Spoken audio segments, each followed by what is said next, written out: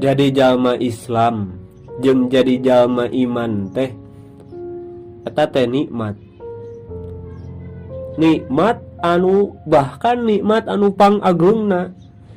Nikmat anu pangagungna, panghebatna, pangsaena ti Allah Subhanahu wa taala anu dipasihkeun ka urang.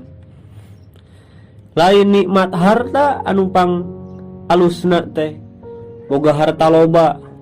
Lain nikmat boga pamajikan geulis. Lain nikmat boga dahareun ngeunah, dahareun maha lain.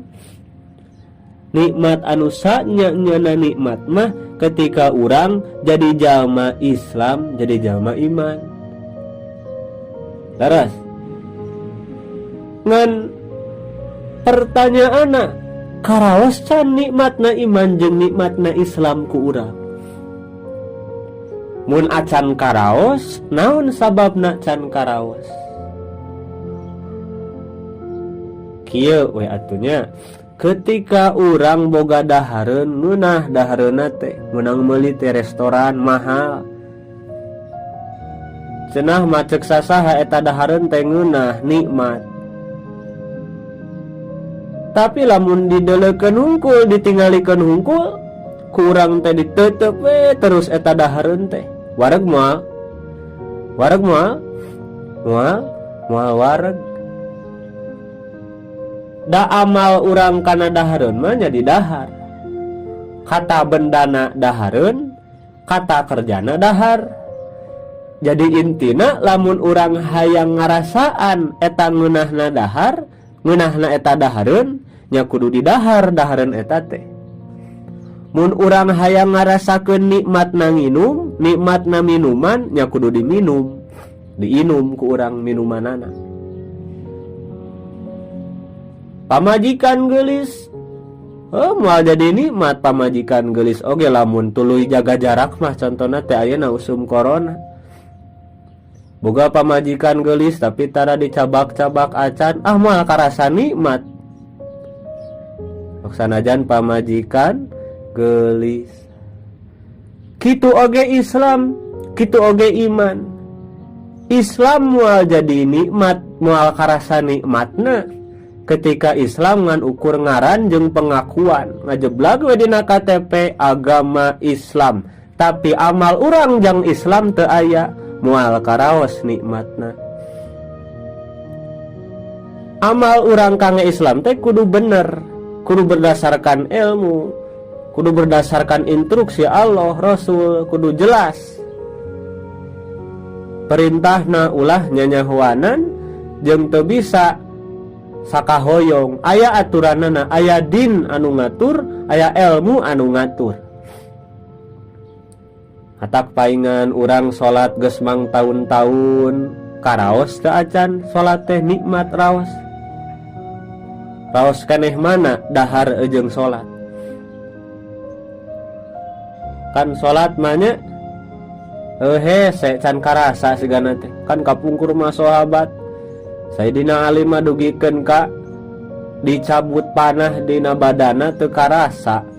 Lamun keur salat saking betul-betul salatna amalna leres dohir batina. Teras dina sagala rupi amaliyah anu aya dina aturan Islam, lamun urang leres-leres ngamalkeunna baik pribadi atawa jama'i sadayana sasarengan ngamalkeun Islam, insyaallah bakal tenang betul-betul karasa nikmatna Islam teh. Bakal turun barokah ti Allah Subhanahu wa taala ti langit jeung ti bumi. Jadi mubalik di mana-mana nyarioskeun bahwa pang nikmat-nikmatna teh nyaeta nikmat iman jeung Islam. Tapi urang can ngaraoskeun, nah can karasa nikmatna Islam jeung iman teh.